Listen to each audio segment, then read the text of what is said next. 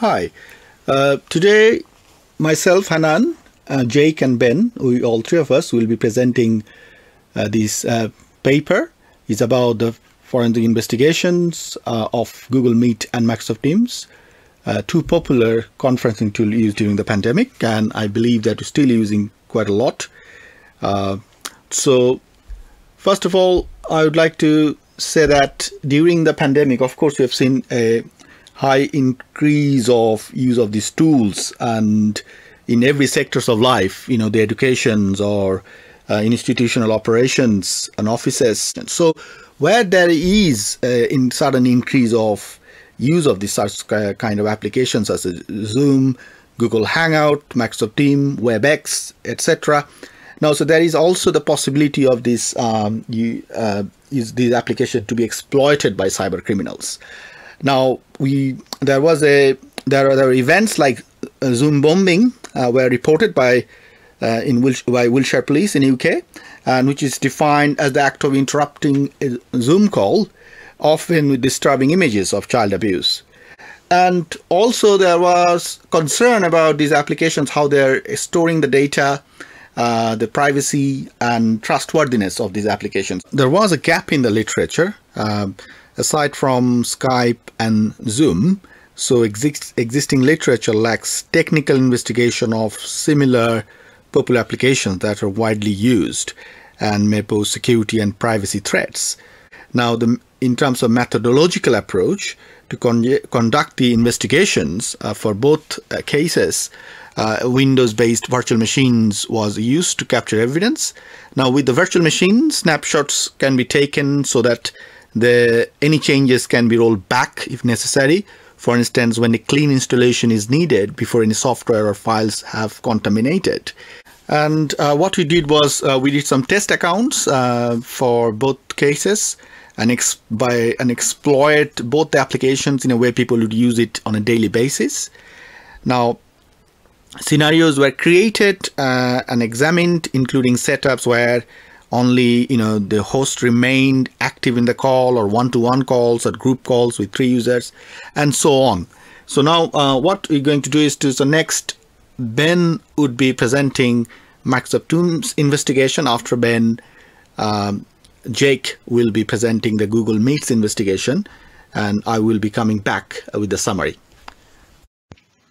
Hello, I am Ben, and I'm going to be presenting the findings for the Microsoft Teams investigation.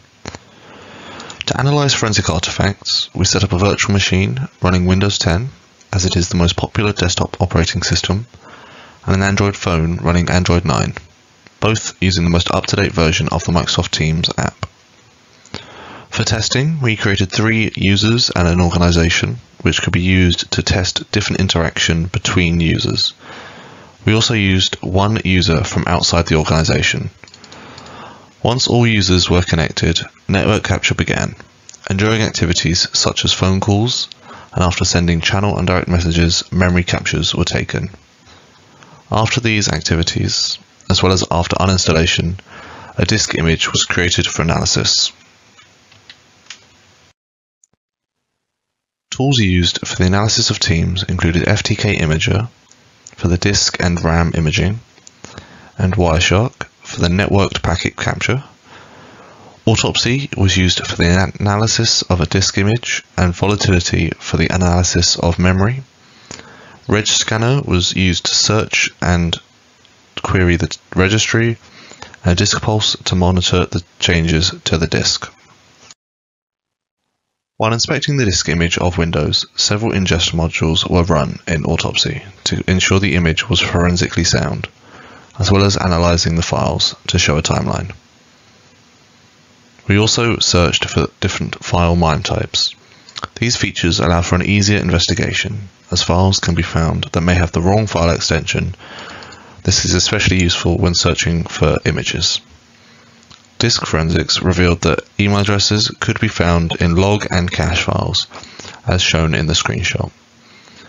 In regards to anti-forensics and uninstalling the program, a common way that suspects try to hide their activities, it could be seen that Teams only deleted files at a file system level, meaning that some files remained behind. This involved cache and logs as discussed before. This sort of files is not always reliable, as cache changes so often and the program does not always store data in a readable way when it's in the cache. From analysing the disk, it is clear that Teams leaves behind some fairly important information even after uninstallation. Wireshark was used to capture traffic between the test devices. When Teams launched, it was clear that it was using encrypted traffic, as you can see both the suite used as well as the use of port 443. The use of encrypted traffic meant that logon information could not be captured easily, nor could messages sent by the users. When making a phone call, the network capture shows that it created a peer-to-peer connection rather than going through Microsoft servers. This is shown by both sent and receiving IP addresses being the private IPs, as well as when using the phone over 4G having the 4G address. When having a meeting over Teams, however, rather than a direct call, it utilised the Microsoft server, rather than communicating directly to each other. Volatility revealed the different connections currently in use by Teams, with the TCP connections showing the endpoint IP addresses. The IP addresses shown on the TCP connections were Microsoft servers, showing that Teams has a constant connection to the Teams servers. Memory was also searched for any open files that would have been of use in an investigation, such as images sent or received by the test users. However, nothing out of the ordinary was found. Strings was also used to search for any texts, but no passwords or anything came up. There were, however, a couple of email addresses found in the image, such as the email of the account in use by Teams, as well as an account of a user from outside the organisation that had made a call in. The registry was a similar story, with not much to be found by RegScanner. There was a few entries of emails that could have been useful in an investigation. This can be seen in the top screenshot, where it shows a registry key of the email logged into Teams. In the bottom screenshot, it shows how it also creates registry keys in OneDrive and Security Center, applications that are related to Microsoft but not technically related to Teams. Overall, the investigation revealed several artifacts that may be of use in an investigation. When examining the memory, it showed several email addresses and network connections. These email addresses and connections may lead or link to other pieces of evidence in an investigation. Network captures show information such as encryption handshakes and algorithms, as well as connected IP addresses. Similar to memory forensics, these artifacts may link to other evidence. Network monitoring is not always possible, however, and cannot be done after the act has occurred. Memory forensics are a similar issue, as the RAM needs to be captured during the act, or at least when Teams is open.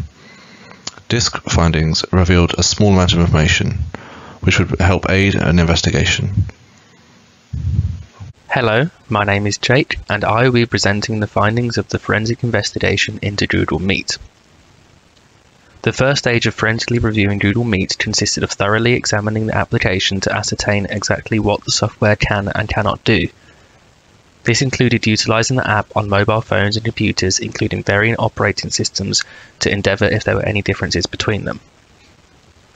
The results from this process yielded information that paved the way for future tests and examinations to undertake on Doodle Meet.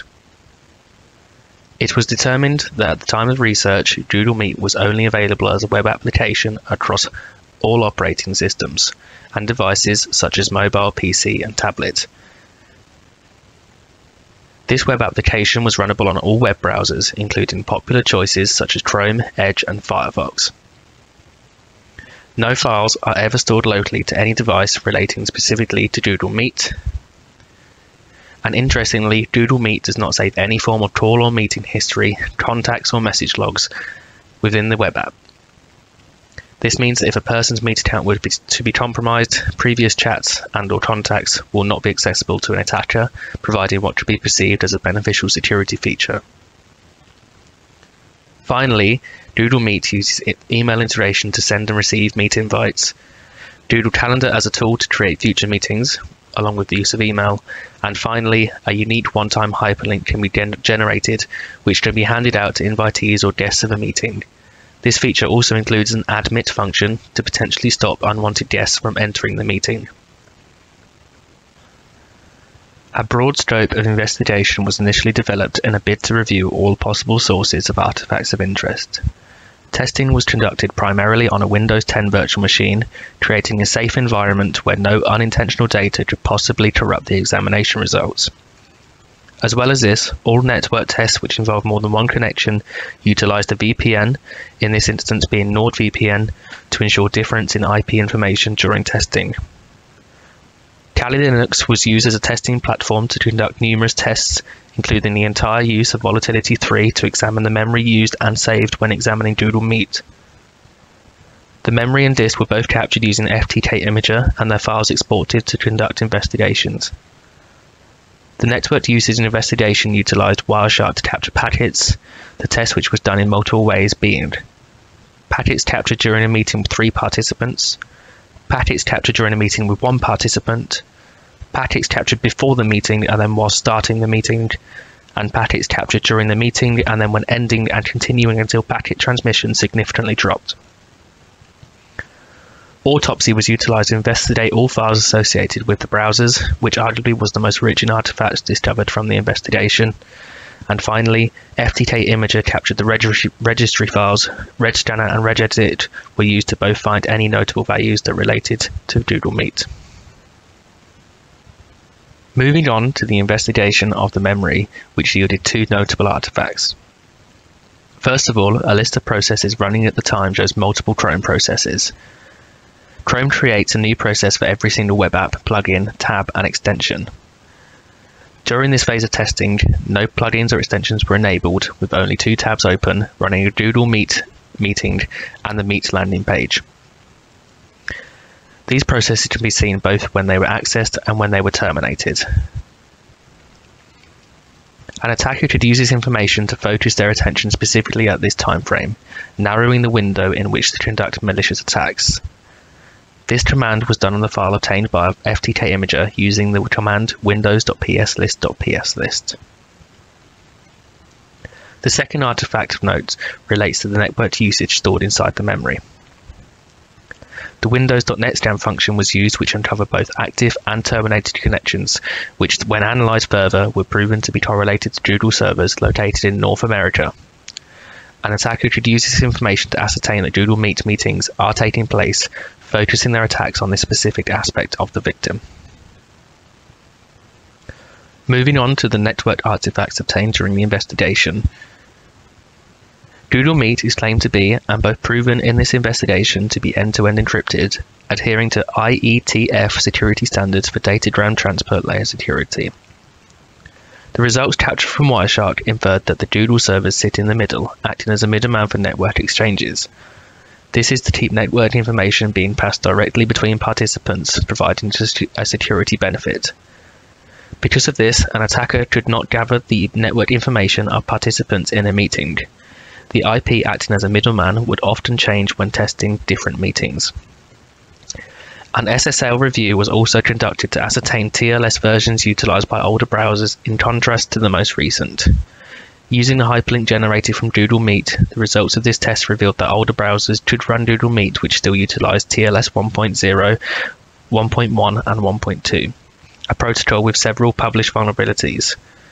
However, this does not directly relate to Doodle Meet security defenses and can be attributed to the older and weaker browsers. The next part of the investigation analysed the browser files that are stored locally to a device. This was automatically acquired in the disk image acquisition conducted by FTK Imager, which enabled us to use Autopsy to investigate these files further. The results here focus specifically on Google Chrome as a browser, however each browser did yield the same results but were obtained slightly differently as some browser files are stored differently. Google Chrome utilizes SQLite database files to store forensically interesting artifacts such as the browser history. The images on the screen show a number of interesting artifacts. Firstly, we can see that Doodle Meet has been accessed, as well as the unique hyperlink code here. Next, we can see the calendar was accessed, including an event created for the shown date, which may imply that the Doodle Meet meeting has been scheduled for this date. Next, the email address signed into at the time, which can be correlated to the Doodle Meet session, is also displayed from this file.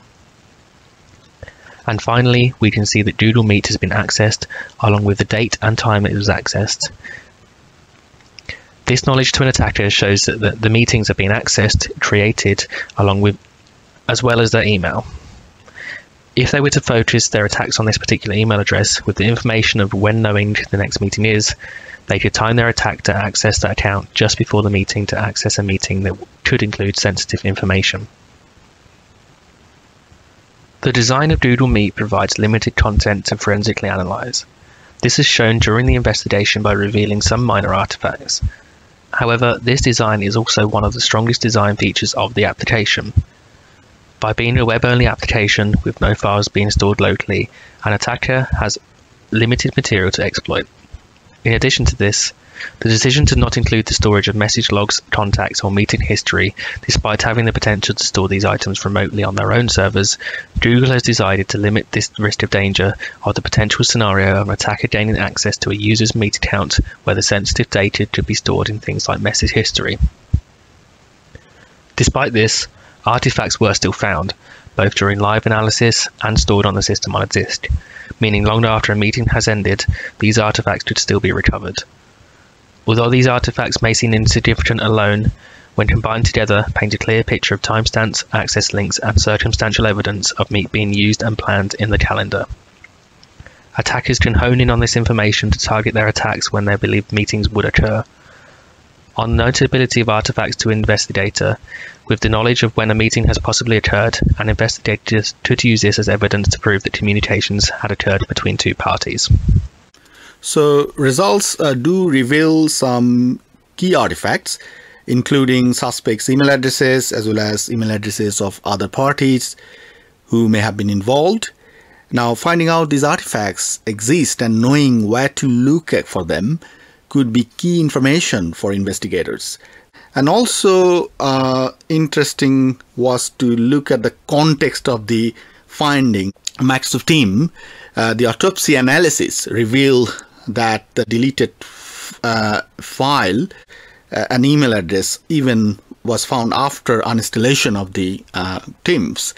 Now, from the investigatory point of view, this could be an important artifact.